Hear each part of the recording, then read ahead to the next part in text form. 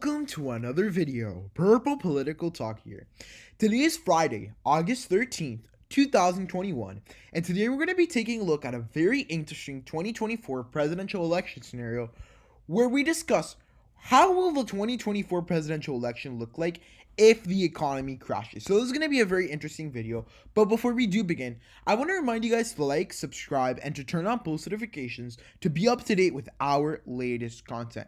And I also want to remind you guys that channel memberships are now open. If you would like to help and support the channel, becoming a channel member is such a great way to do that. You can do that by pressing the link down in the description or the join button next to the subscribe tab. And in that spirit, I did want to give a very big shout out to our Purple Political Talk channel members, David Maxwell and Adam Hurst. We really could not do this without you.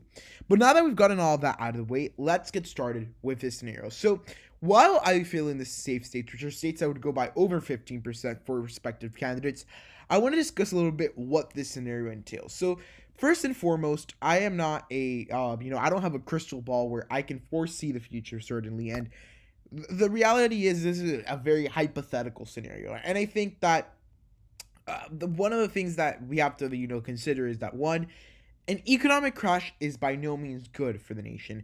And I mean, even if you could be at the positive end or receiving end of an economic crash politically, it's still something that is very dangerous for the country. And any sort of economic crash is going to have very big political repercussions. And I think that what we're seeing currently with a country with high inflation rates, there is a very messed up job market right now where we're seeing a lot of different things that lead to possible economic crises in the future. So this scenario is not as far-fetched, right, as I would say some people say. Now, I don't think it's 100% likely. And for this video, as you might be able to see, I'm using Kamala Harris and Ron DeSantis, the two front runners for the nomination, apart from the two party leaders, which I think neither of them will end up running in 2024. And we're going to really take a look at what are the real implications in a lot of these states if we see an economic crisis. And I think that a lot of states will handle these situations differently. And I think the blame could actually be spread around to both sides of the aisle. But we're going to see that as we move on. So on your screen right now, you would see the safe states for both parties. Ron DeSantis and the Republicans have 125 electoral votes, and Kamala Harris has 183. So I'm going to start off now by talking about the toss-up states, right? We're going to talk about the likely states. These are states that, are going to be a little bit closer. These are states that would go between 5 and 15% for the respective parties. If the economy crashes to the point where, a lot of economic support is needed and a different type of economics is needed in the country, I think, frankly, the Republicans are going to be, benefiting from that. I think that the Republicans in this scenario would take places like Texas and Florida. In addition to states that, really vote on the economy, I think that a lot of U.S. voters, especially in swing states, are kind of trickle-down economic voters. What do I mean by this? They always look at the economy as a deciding factor on who they vote for in these races. Places like Iowa, places like Ohio are a perfect example of those trickle-down economic states. And I think that in this scenario, they would certainly vote for Ron DeSantis and Kamala Harris. Why? I think that realistically speaking, if the economy crashes, it's going to be under a Democratic administration. And look, when the economy crashes, we know who ends up paying the price. We saw a recession in the Midwest in 2015, 2016. The Democrats pay the price. They had to give up those states in some Senate races and in the presidency. And we've seen time and time again, if the economy crashes during your time period, your party is going to lose support. We saw it with Trump in 2020. We saw it with Bush. We saw it with Obama. We've seen it with all these political figures, and I think that it's something that could replicate itself in 2024 with the way the economy currently is. So I think these are states that, are going to end up voting Republican. As for the Democrats, I do think that they could get places still like Virginia and places like Colorado, even with an economic crisis in the country, that, I think that these states have gone, too much to the left, I guess, that the reality will matter. And of course, a lot of these safe states could actually end up, being a little closer in that sense of, economic crisis. However, I'm not going to deal with those safe states because you're going to, pretty much stay the same. But when it comes to the toss-up states, I do think that Colorado and Virginia are two states that, they're still going to go by hefty margins to Kamala Harris. She is a good candidate for those races. However, I do think that, the Republicans may make some inroads with voters that really vote on the economy. And I think ultimately it will end up going to the Democratic Party. Now, moving on to lean states. Lean states are states that go to either party between 1.5% and 5%. So these are going to be fundamentally a lot closer. And I think this is where the Republicans are going to make most of their gains. I think if the economy is, in disarray and the economy is not in the same strong state, that it could be, right?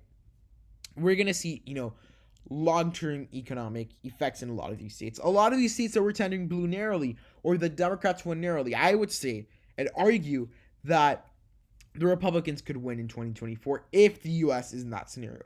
What are the states I think would go under this category? Places like Arizona, Georgia.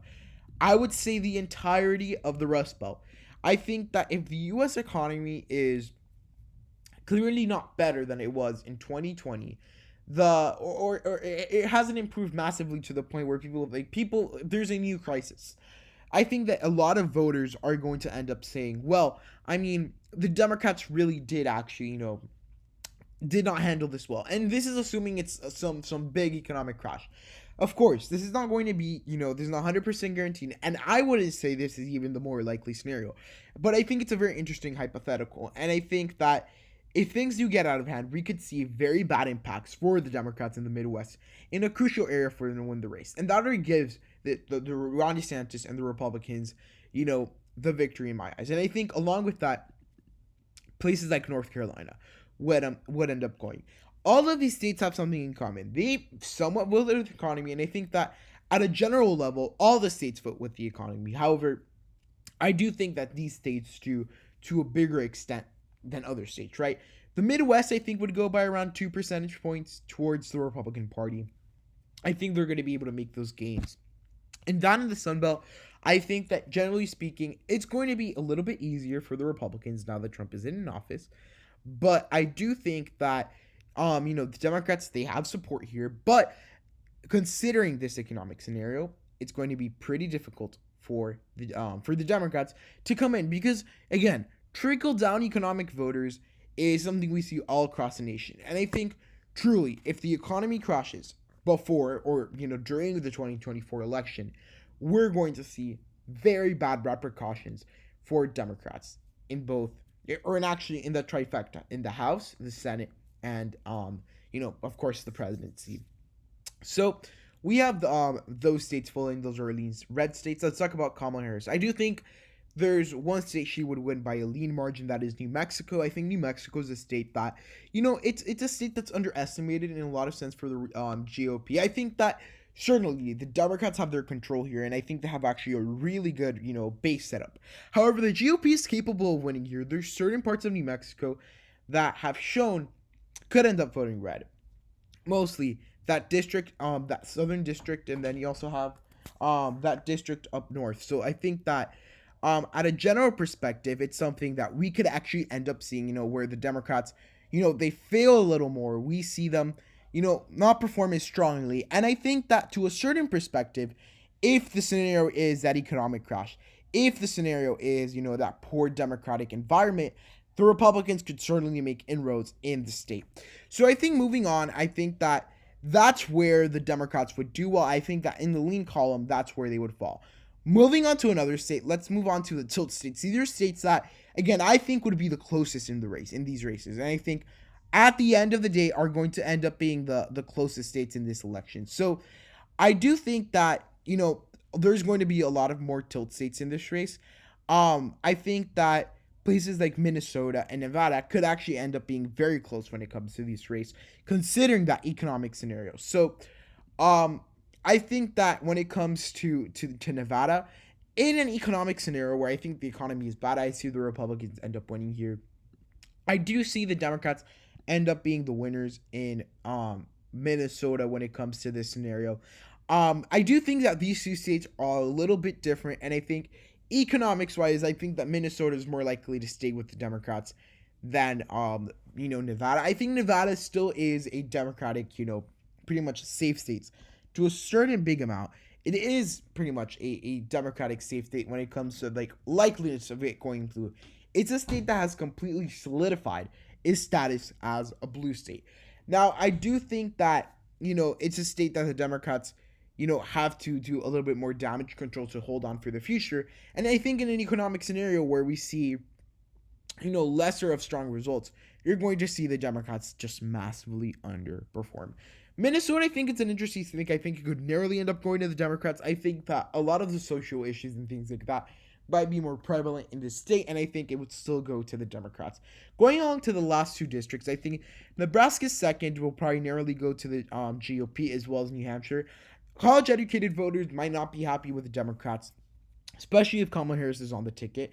And I think that simply Nebraska's second district is somewhere where the Democrats have a stronghold, but again, the economic scenario is really and is a very big detractor for them and could have very big long-term impacts for them. So overall, as you can see, like, I think if an economy crashes in 2020 or by 2024 with the Democrats in office, it's of course going to have very big impacts on the Democrats' electability. And I think that the main reason for this is just the trickle-down economic voter, symptom in the United States. With that said, I think that the Republicans can probably get no better than this. In an extreme scenario, I would call this their best scenario. And again, this is a very hypothetical scenario. By no means do I think this is going to happen. And please, by no means, someone on Twitter just takes a screenshot of this map and say this is my prediction for 2024. Because it's not. I think this is a very hypothetical scenario.